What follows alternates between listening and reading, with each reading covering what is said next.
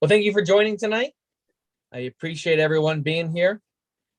As I mentioned already, having your cameras on, using the raise hand feature within Zoom, if you have a question or just asking the question is helpful, because participation is how you learn, I believe, faster.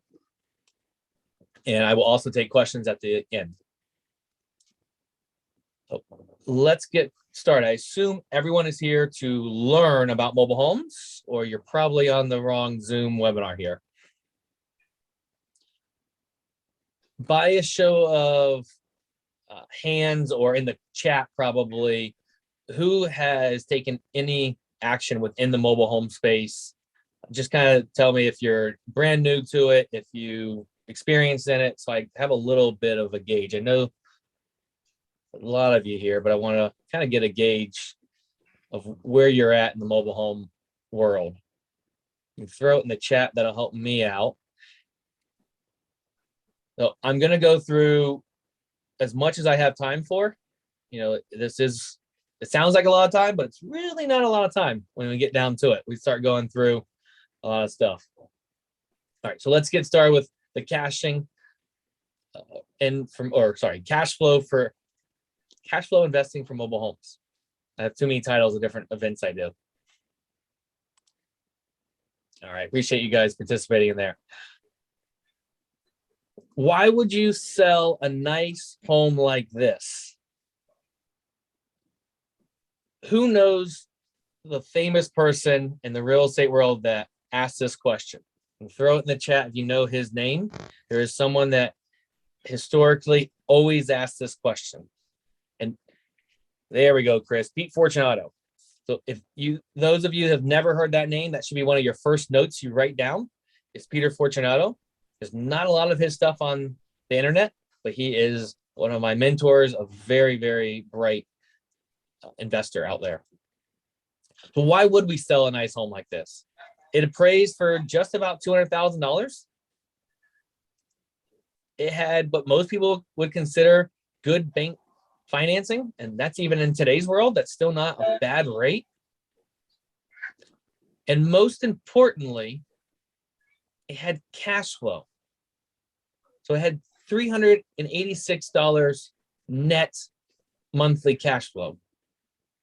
So any guesses why I would sell a nice home like this? Any guesses at all? Well, I'm going to go ahead and give it away. It's because we want to buy mobile homes. I would say the obvious. We bought 7 mobile homes with the dirt. Now, it's these 7 right here on the screen. We did a 1031 exchange. I'm not going to teach about 1031 exchanges. The very quick is we did not have to pay our taxes, and we deferred them for another date.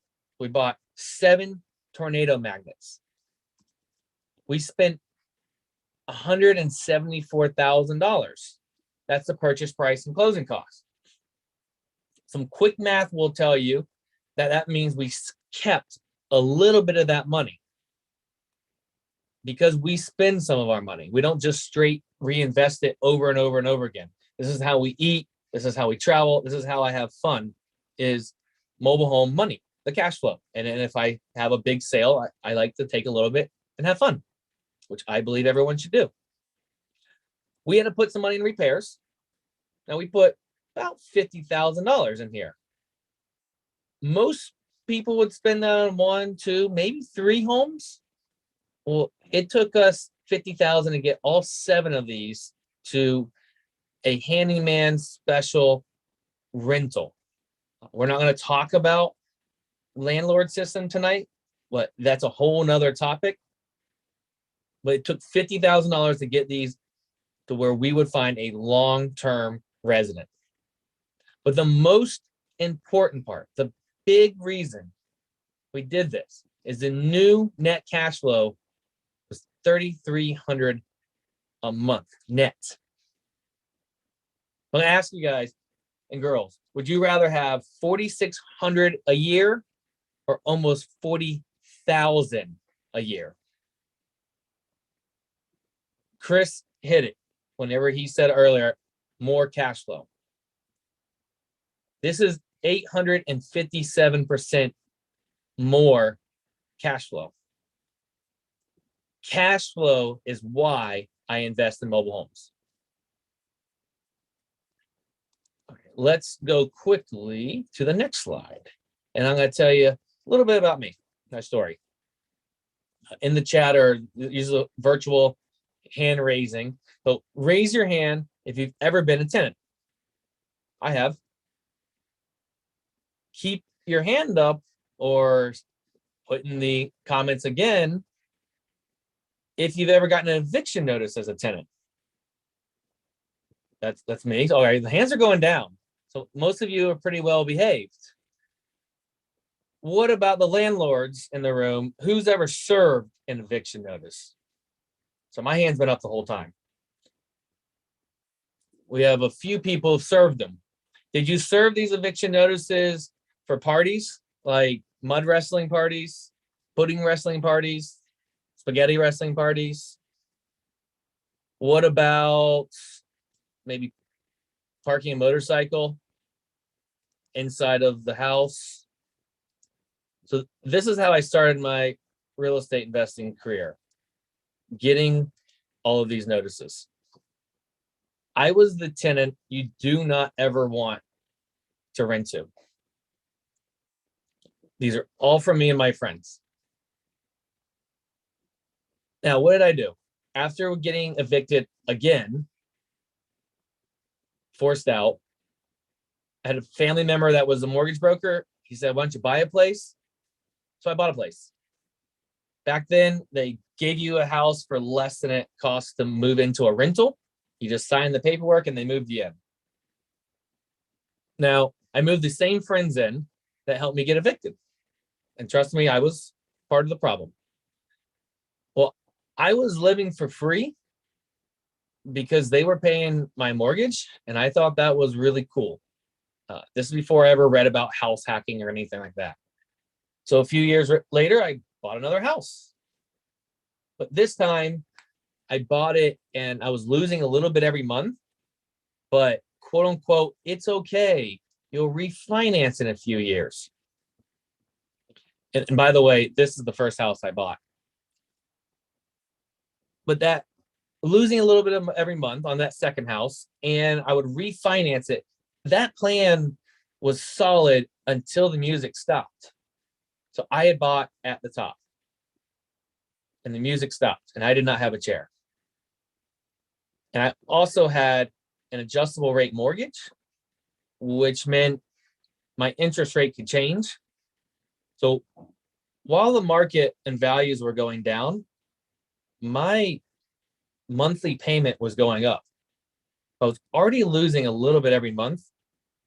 Now I was losing more every month.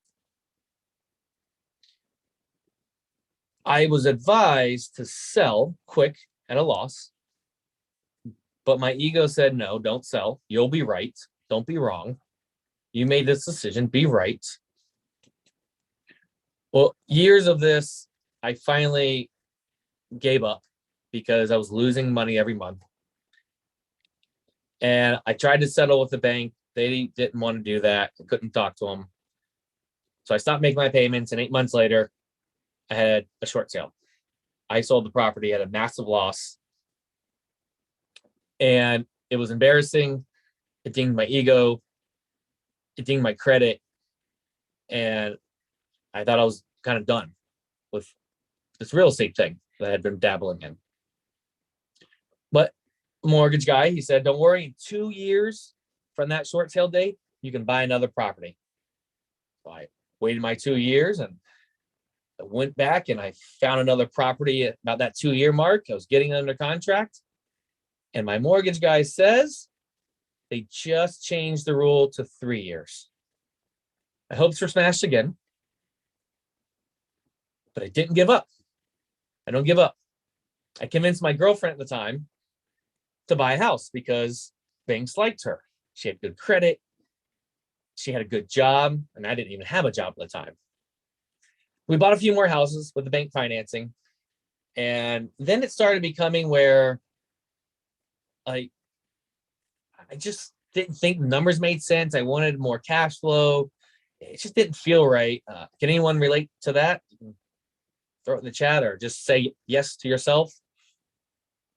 My ego kind of kicked in at that time, and I didn't want to be wrong again. Well, I ended up at REIA, so a Real Estate Investors Association. And I instantly fell in love with them because they typically either had great networking or a speaker educating like myself there and giving information. So like I said, I fell in love with them. I went to about 3 to 8 a week. So that means some days I went to breakfast, lunch, and dinner at a group of real estate investors.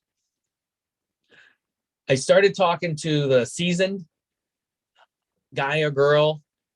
They usually sat in the back of the room. They didn't need to be there. They were just there because they loved real estate so much. And like, if they have hair, it's usually kind of silver. But most of them mentioned mobile homes. And I figured, well, they've been in business longer than I've been alive. So let me just trust them. I bought my first mobile home, and the cash flow was amazing compared to what I was already getting. So what did I do? Since then, I've sold off all of the beautiful site-built homes like this one and have bought more mobile homes. So today, my business is primarily buying a single unit mobile home with the dirt and renting it out. If the lead does not fit my perfect diamond that I buy within and my really tight parameters, then I'll wholesale it because I want to help the seller and I want to make a little bit of money.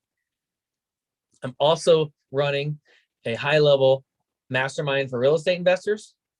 Obviously, I'm speaking and teaching. That's what I'm here tonight, speaking about my success and failures, like I just mentioned a few of them.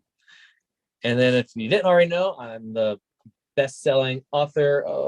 Let me get I got my virtual background of my book, How to Buy Mobile Homes. Now I want you to imagine a world where you have the freedom to be where you want, when you want, with who you want. That is the freedom that cash flow provides. And mobile homes have accelerated that cash flow for me. So to yourself, say yes if you want more freedom to be where you want, when you want, and how you want. Now, I also get to travel the country. I visit my friends. That's a lot of my vision. And then when I'm doing this live in person at meetings, I get to make new friends. I know some of you on here, and some of you are going to be some more of my new friends, and some of you we're going to be closer friends because of tonight. But who likes to travel and wants to be traveling with their friends? Say yes again. I love the chat participation. Thank you. Now, my business also allows me to help my friends that are not in real estate make more money. Who wants to help their friends make more money? Say yes. So these are all benefits that investing in mobile homes has provided me. I really appreciate all the encouragement and saying yes in the chat. So let's move on, because that means you actually want to learn more about mobile homes.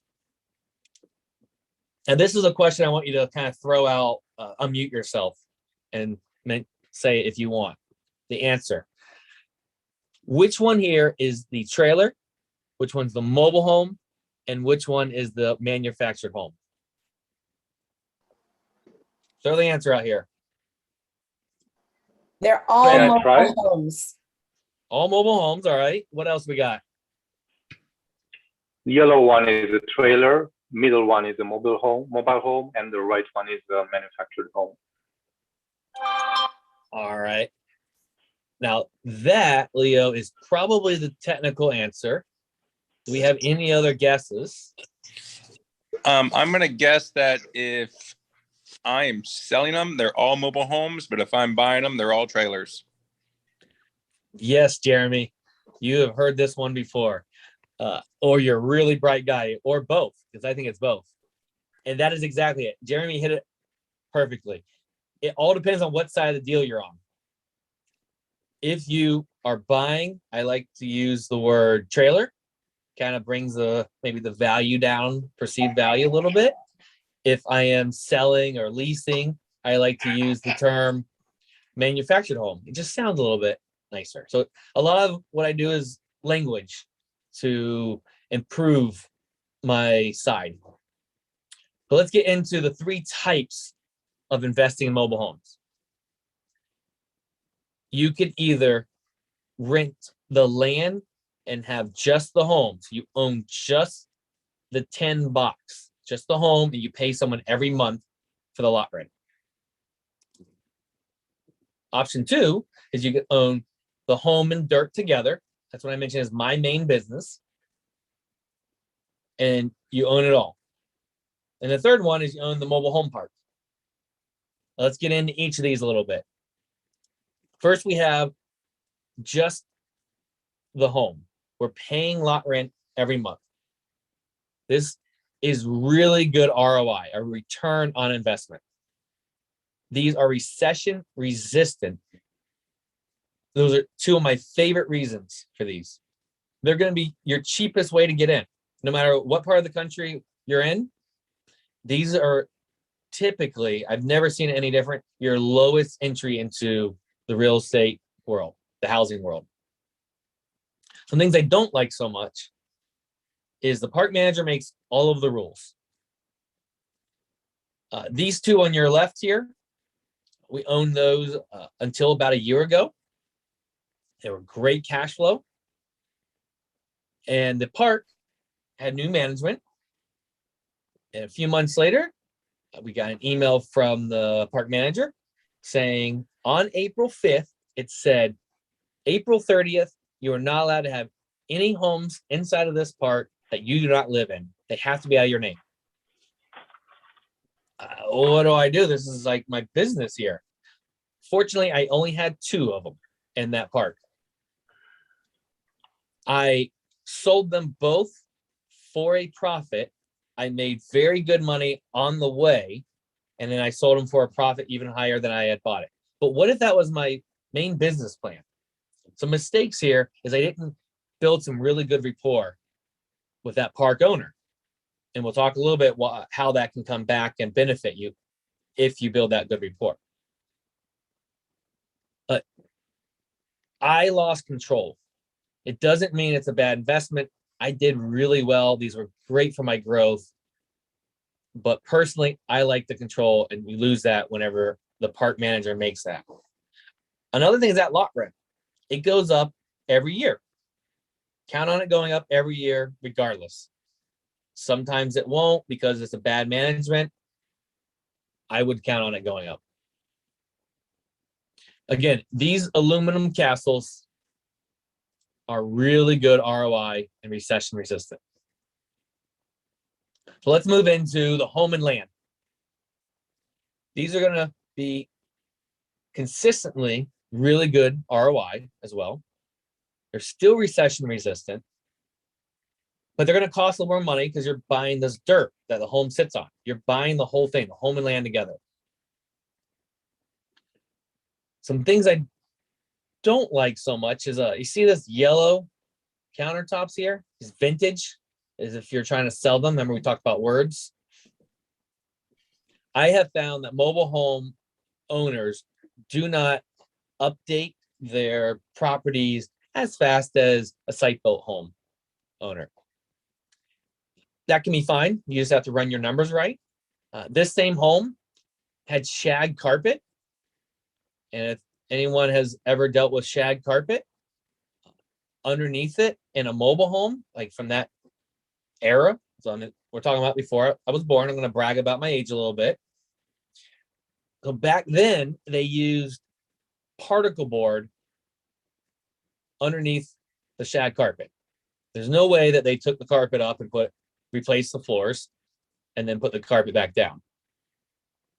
Particle board, if you've never gotten it wet, it disintegrates. It's essentially sawdust glued together. It works until it doesn't. So I see that flooring, the shag carpet, I know I'm going to have to replace the floors. You just have to budget a little bit more when they don't do these repairs, because you're going to have to do them eventually. Now, something I do like, this is a pro and a con. Once you learn about it, the financing, it's going to be a pro, like helping you pro. It's a con for everyone else because they always just think it's impossible to finance the 1960s and 70s. I'm going to touch on financing in a little bit later, though. Great ROI and recession resistant. Lastly, we've got mobile home parks. Now, I have never bought a mobile home park. I'm going to tell you what I know from researching them and what friends have told me that own them. They're still going to be good ROI, and they're still going to be recession resistant. There's two main ways to run a mobile home park. You can own all the homes, all the dirt, everything. You essentially own a flat apartment complex. Or you can own just the dirt. And the people that live in the homes, they own their homes and they pay you every month that lot rent or space rent to park there. So there you have a big parking lot. That's the style, if I buy one, I'm going after. You can have a combination of the two, somewhere in the middle, mix of them if you wanted. I believe there's a really good chance of owner financing if you target the right park. So there's a lot of parks out there that are mom and pop. They started their park. It's been in the family. They've owned it a really long time. A lot of times they live on site, maybe in a mobile home. Maybe they live in a house or they live very close by. They ran it themselves. So you can add value by bringing technology and new things to it. But if they've owned it that long, this is an investment. They are going to have massive profits, which means they're going to have to pay a lot of taxes. If you can help educate them on the fact that if they let you make payments, they would save on their taxes at the end of the year. You know, if you have to let them meet with your tax advisor, whatever it is, help them learn that. I believe in most scenarios, you can get owner financing. That's why if I were to go into these, I would be targeting mom and pops. Now, a mistake I mentioned when I owned just those homes inside of the park is I wasn't building the rapport with the park manager and the park owner well. I should have been popping my head in there every month, maybe every few months, just talking to them, seeing how things were going, maybe mentioning, man, I'd love to own a park like this one day. If I really built that rapport and let them know that, you think there's a chance I would have known it was going to go for sale before it actually went up on the market? Because it was sold off market. Maybe I would have bought it. Maybe I wouldn't have, but at least I would have had that opportunity. If you're going after a park, I think that's a really good way to target. Go and buy some homes just in the park, because you're also making those payments on time or early every month of lot rent. So you're already proving that you can make your payment on time. If I were to go after them, that's one of the things I would be doing. Some things I don't like about these wobbly box farms is the government regulation. There's a lot more permits, a lot more government licenses, and just different things you have to do. It doesn't mean I won't do it, but more headaches and more things I have to do. I just want a higher return. Now, I have never owned multifamily, but the idea that tenants talk, and very generalizing, multifamily tenants want services. In the single family world where I'm at, they want privacy, and I like privacy more than services. But again, the right return doesn't, I'd be after it. I'm just telling you some of my cons that I don't love about it. The great ROI and recession resistant. I haven't seen anyone put in the chat yet why I keep saying the recession resistant. We know why great ROI is good, because we all want a really good return on our investment. But the recession resistant, that is because when we have a recession, not if, but when, is the upper rents, we'll say, one person is going to lose their job in a lot of scenarios, and they only have one household income. If they were living off of two, they have to downsize, and that keeps going. Eventually, that hits the affordable housing, exactly like Stephanie said. Once we hit that affordable housing, which is where most mobile homes are at, there's no further down than that. So we should have less supply, more demand. When you have more demand than supply, economics on paper say that your rents should go up. I'm not counting on my rents going up. But what I really like about that is I will have prospective tenants, or I like to call them residents. I like to have more than less, because then I can pick a really high quality person that is more likely to pay and take care of the place. Because we will have a recession, I want all of my properties filled through that, because that's going to help me make it through the recession. So those are some of my reasons. Sandra, we'll talk about rents afterwards, because it's really going to depend on markets. But in general, mobile homes are a little bit less than maybe a comparable apartment complex. That's what a lot of people like to run their numbers with. There's a lot of different pieces that can go into that. If you're in a rural area and maybe you have an acre of land with it, people value that acre of land a lot. So sometimes they'll pay more than we'll say comparable, because they're paying for that acre of land. So there's not always just the home. Sometimes it's what does the home come with? So I deal a lot in the rural areas. It's not all my properties, but I like it because my prospective avatar person wants that environment that they're getting in the rural markets. Again, I do a whole day on just that topic of finding your avatar. There is no right or wrong there. It's finding your right person, which segues really well into the next slide of one of my mentors, Lenny Simidor. Lenny says, when you buy your home, you buy your tenant. That goes with exactly what we just said. When you buy that home, if it's in a good area and a good home, you're probably going to get a good tenant. And the exact opposite would be true. If you buy a poor quality property in a poor quality area, you're probably going to attract a poor quality person. So that's where we want to start, is finding that area of where we want to be. Next is marketing. How do we find them? We do the exact same marketing as anyone does with a house.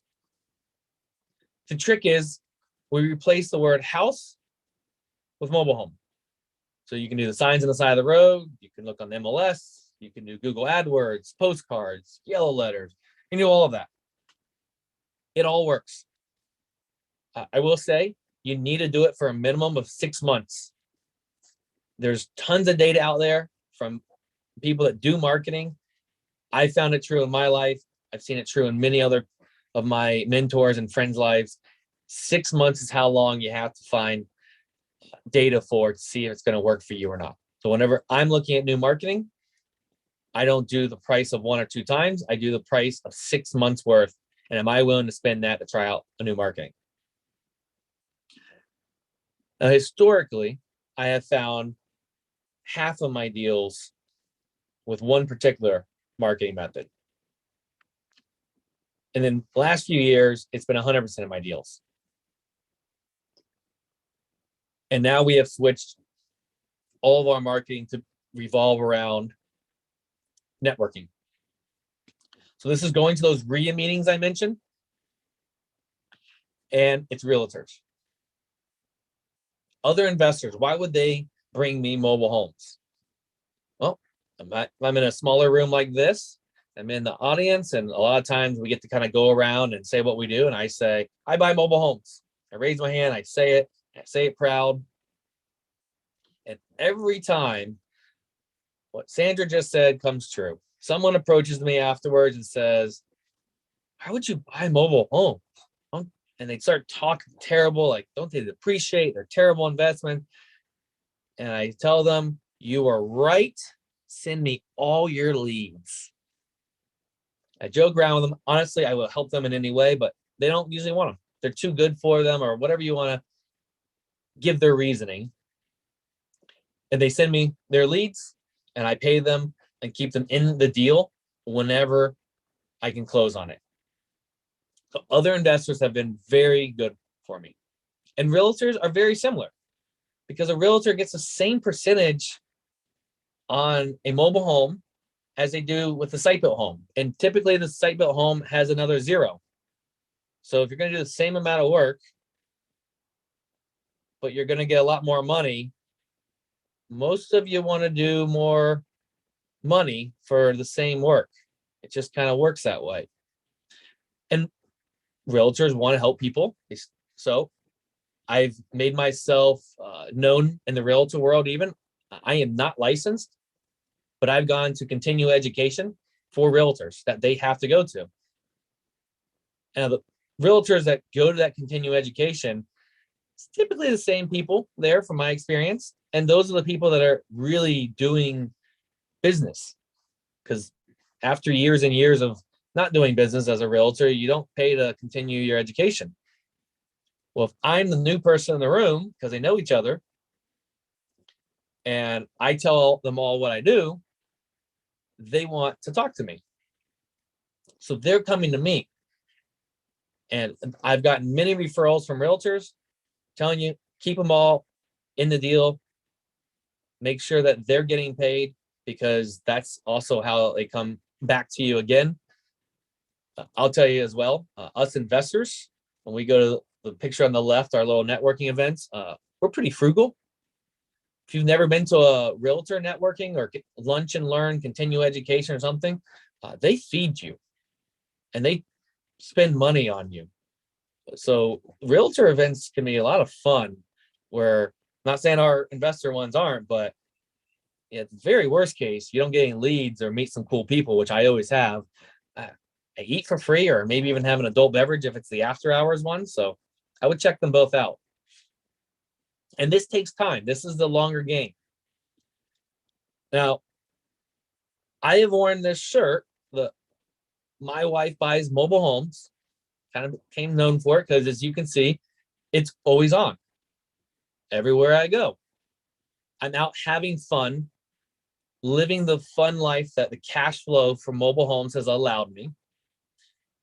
And I'm wearing that shirt. It fits my personality. And I'm just slowly marketing to you all the time on social media. It's just always there. At times I would post on social media, I buy mobile homes. And no one really cared. Maybe 1 or 2 people liked it because they felt sorry for me because no one else did. Whenever I post some of these fun pictures, not talking about mobile homes, I would then have people message me, you buy mobile homes? And I'm thinking to myself, yes, I put lots of posts out there, but it doesn't matter. It's not what I say. That marketing has come back. So you have to find your personality. Don't just go and copy this shirt if you're going to be uncomfortable wearing a shirt like this. You need to find something that fits you, because people can feel that energy if you are uncomfortable. If I had to wear a suit every day that said it, I would be uncomfortable. This is just my feel, and that's who I am. I'm the person next door. So it's a little bit of omnipresence. I've been called a yellow highlighter. This is what I do for my marketing. I let everyone know. I've seen people do ideas with different hats every time, the same hat, gold chains, different color hair, socks, belt buckles, crazy shorts. Again, some of these aren't going to fit your personality. So you might have to do it in a different way. Find what works for you. Back to the shirt. I don't wear a shirt all the time, like when I go swimming. But as I said, omnipresence, I always want everyone to know what I do.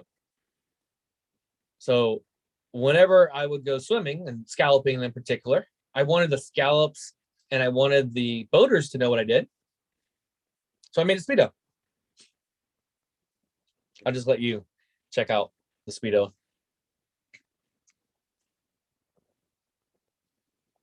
Again, this fits my personality. Most people are not going to wear a Speedo as marketing.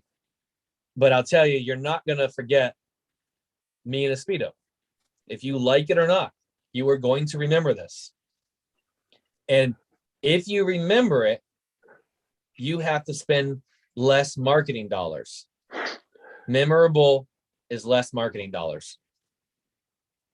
So if everyone is finished staring at my booty, I will move on. Hey, Sam. Nice to join us. So let's move on back to mobile homes instead of me. These are some things you gotta look out for. I'm not gonna give you particulars. I'm telling you what you need to look for is these tie downs and piers. So tie downs, see this metal strap right here in the left picture, right here in the right picture? It literally wraps around this I-beam. This is the trailer part of it. Whoops, oh no, clicked on my stick. This is the trailer part. This is what all the weight of the home sits on. And that strap wraps around it and anchors it into the ground. It keeps your wobbly box from falling over when the winds pick up. The piers are this concrete blocks that all the weight sits on. Wood frame home investors, same thing. All your weight sits on these piers. What I want you to look for and research, because every municipality is going to be a little different, is if you are going to fix and flip, what are the requirements? The requirements meaning how far apart can these be? In Florida, they updated this in the mid-90s. So if you are going to fix and flip it, so someone is going to buy it and live in it, their bank financing is going to give you cash and they're going to make payments. They are going to have insurance on it. They're going to need to be up to code. I don't do that. I buy and rent. So I don't really care if they're up to code, but I want to make sure they're there. I want to make sure they're not all rusted, because if they're rusted, it's not safe still. If those piers are all to the angle, or they're not even there, or they've already fallen over, the water's washed them away, I know I need to go and fix them. So get underneath there. This one obviously didn't have any skirting, so it's easy to see. If it has all the skirting on it, open it up, look underneath, and see what you're dealing with. So next we have the Hud Data Label, or technically called the Hud Data Plate, because it used to be this metal plate. This started in June 15th of 1976. That is the year that the federal government, HUD, said, we are going to have a standard for mobile home quality. Before that, I like to joke around that it was toothpicks. They didn't update the standard a ton back then, but there was a standard finally. So this label, they would place it in the master bedroom closet. I've seen it inside of the breaker box, little door. And then typically more on the newer ones, it's in the cabinets, typically underneath the kitchen sink in the kitchen, the cabinet door, because the kitchen sink is in the kitchen. What is on here? It is the information about the home, the wind zone rating, where it was made, all the information. In particular, it has the vent. And do you have to have this? No. I have homes that don't have it. People didn't always think they were important, and they would paint over it, or they rip it out because they're remodeling and they didn't think it was important. You don't have to have it, but it's nice to have it, because then you take that VIN and you match it up with a title. This is another item that's going to be a little different in a few different states. Most states, the DMV governs this. There are a few states that have created their own little piece of government that's going to govern these, but you need to check out what state you're in. The title in Florida and most states, the DMV takes care of it. It's just like a car title because it is a motorized vehicle. And you're going to match that VIN to make sure you're getting the home. If it's getting the right title with the home. If it's a single wide, you're going to get the one. If it's a double wide, you're going to get two. So the difference of these two titles when they are double wides meant to be together is within the VIN, there's only one character difference. There's an A and a B. That meant these two sides were meant to be married together. Now, what happens if they're two totally different numbers and they don't match up? Well, that would mean that they're not meant to be married. But I think we all know someone that's been divorced and got remarried and things worked out and they're happy. So why can't a trailer do the same thing? That's the way I see it. I do own some that were not meant to be married together. They're not two pieces meant to be together. That does mean you should inspect a little tighter. Those electrical systems were not meant to be together. That roof was not meant to attach together. Do a little bit tighter inspection. On the one I own like that, there's actually has a roof over the home. That made me really happy. Now, what if there's no title at all? There's nothing. I still own something like that. I have a higher tolerance for risk, we'll say. At least a lot of people have told me that. I only own the dirt. Now, these are pretty old homes, so they cannot legally be moved. But I do run the risk that Jeremy shows up on my door one day and says, I own that home. Now, what is Jeremy going to do? We're going to argue a little bit. He can't legally move it. Maybe I say, okay, Jeremy, you own it. I own the dirt. You can't move it from here. So I charge him lot rent. Let's say that's, to me, that's my worst case. I don't think it's going to happen, but it is a good thing to know your risk. And it's good for negotiating. Because when I found that out, I said, all right, I have higher risk. I need a discount in order to take that risk. So let's move on to financing these. So we've done some inspection. We found it. We know what we're going to do. We're going to buy it now. But how do we finance this one? I mean, it comes with most of its citing. Banks, you think Bank of America is going to finance this? Not a chance. The big banks say that they will go back 20 years. So 20 years and newer are the ones that they will finance. Community banks and credit unions, that's going to be your better option if you are looking for bank financing, especially if you're going to fix and flip them. They have only told me they'll go back to that magic date of June 15th, 1976. So if you're going to either buy with bank financing for yourself or you're going to fix and flip, you need to get all of the criteria, because those straps and tie downs and piers we talked about, you need to find out what their requirements for that is so you can run your numbers to get it fully up to date. I don't buy with bank financing. And remember, I don't sell to anyone. I rent. But owner financing, that is a big way that we buy properties. So this one in particular, do own this one. This one, I went there actually just to practice an owner financing technique that I had learned in one of the classes I was in. And I made my offer. Now, I don't ever use the term owner financing. I actually use the term payments. So the amount he was asking for, I said, yeah, Paul, I can give you that if you'll accept payments. So long story short, I brought the agreement to the title company and they knew him by name. So he was an experienced investor. He had gotten so burned out. He was in his 70s. He's running a kitchen, a little diner that he owned. So he's getting there like 4 a.m., working all day. He loved that. And he was also the old school investor that had to do everything himself.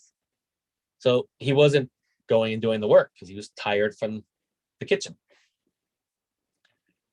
He sold this one to me, $1,000 down and $100 a month until paid. I was like, all right, that's good enough. Now I had to put a lot of money into it, more than I even paid him for it. But I wouldn't have known that without asking and going there to have a conversation. Now, they don't all end up that good, but it worked. It cash flows pretty well. But that doesn't work for everyone. Owner financing, it won't fit everyone's life. So then the other big way is private money and typically self-directed IRAs. It's another reason to network, to be at the REIA meetings, to go and learn more, is because you build rapport and you build trust. Now, my first private money lenders actually came from masterminds I was in. And I've seen a lot of people do business because in a mastermind, if you've never been in one, all the styles I have been in, we sit around for a few days. When it's my turn, I stand up and tell my problems that I'm working on right now, my biggest challenges. That's what I'm there for. Everyone gives me feedback. Well, we do that a few times a year, and then monthly, a very small version on Zoom. But if you've heard all my problems, or at least all the problems I'm talking about, which are usually the bigger ones, you kind of know what the worst case is, and you kind of start learning how the person deals with these problems and these challenges. So it wasn't very hard for the first time I got private money for him to lend to me because he knew about me. He knew how I handled myself whenever I had an issue. And also another quick tip here is I provided an opportunity for him to invest in it. I didn't go beg for money. I offered an opportunity for him to make a return. So a lot of times people just go and beg for money. So those are two, I think, key little tweaks to money and financing. It's payments, not owner financing, because that's a simpler term. And payments also doesn't imply any interest. I'll pay interest, but I like to start at zero. And then you are providing an opportunity to your private money lenders. And then also we will use cash. We are not allergic to using cash like some investors. So that's financing. We've got that taken care of. We need to move on to insurance.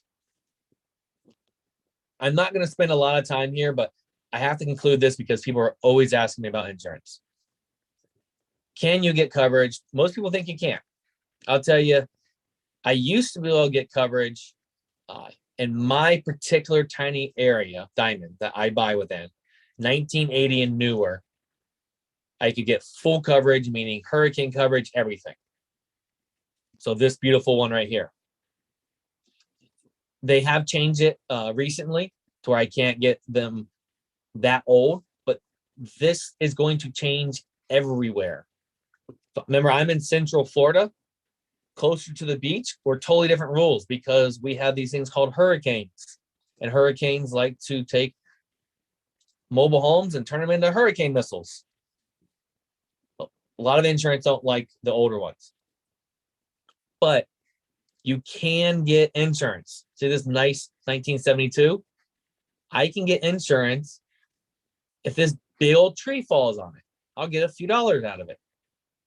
I cannot get named storm coverage on this really old one, meaning no hurricane coverage, but I can get some type of coverage. I have an insurance company that I deal with. It's on the website, the link to it. I've never found anything they won't cover. I can't always get the same coverage, but I can get coverage. We do self-insure some properties, but we always get liability coverage. It is the cheapest insurance you can get. I think that is the larger risk as well. So make sure you get liability coverage.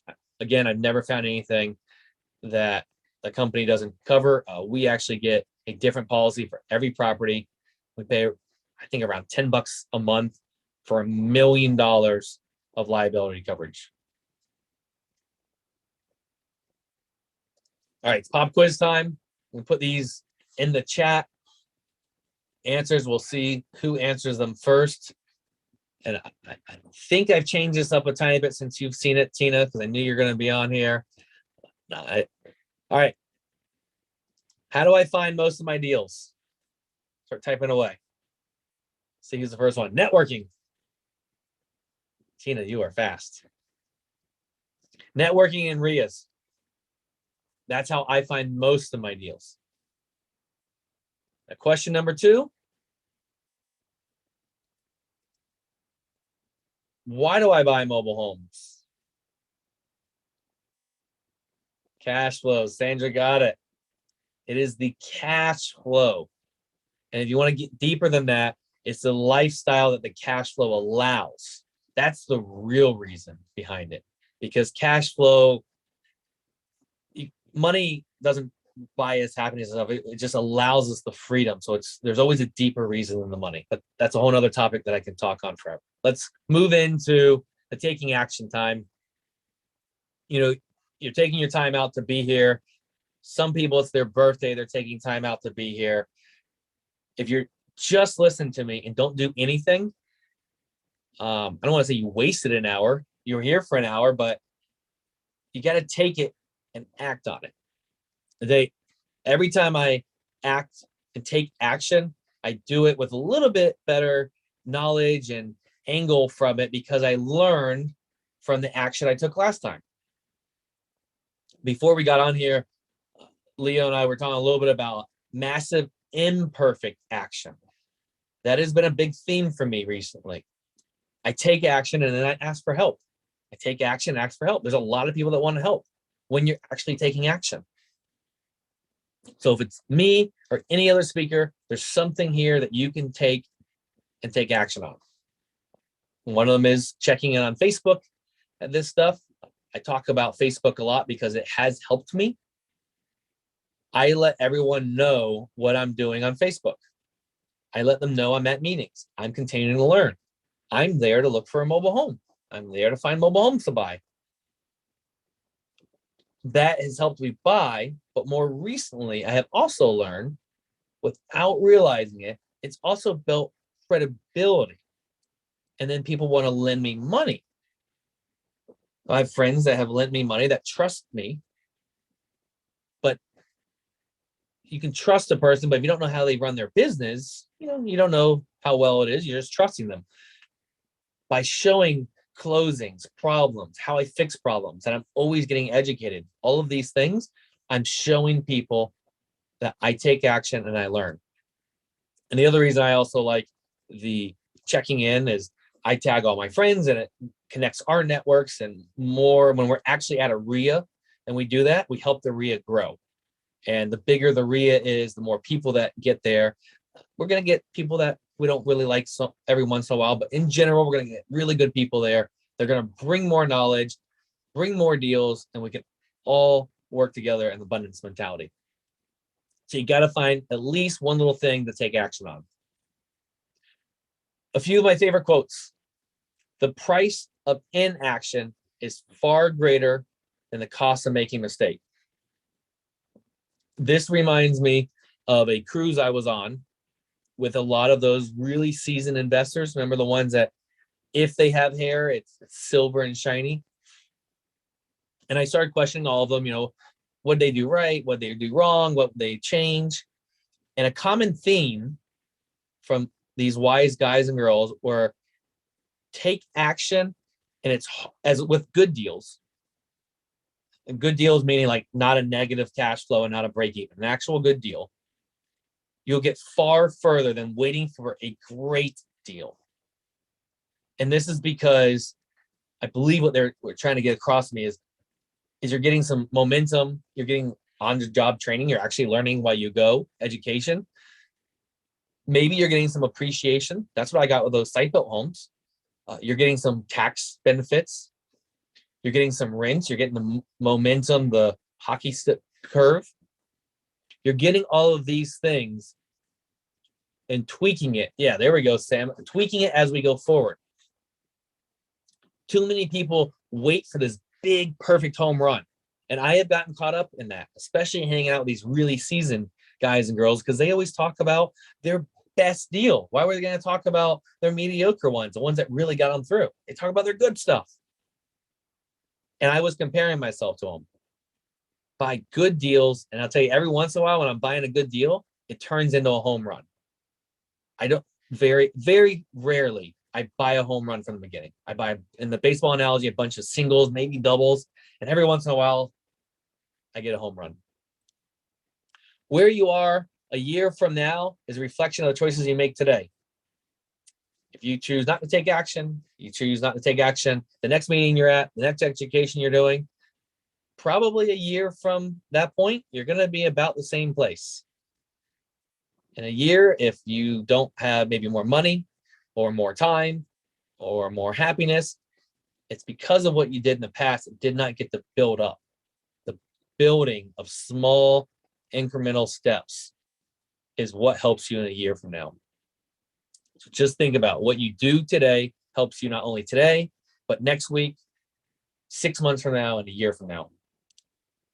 And then one of my coaches, Ken Holmes, your action proves your faith.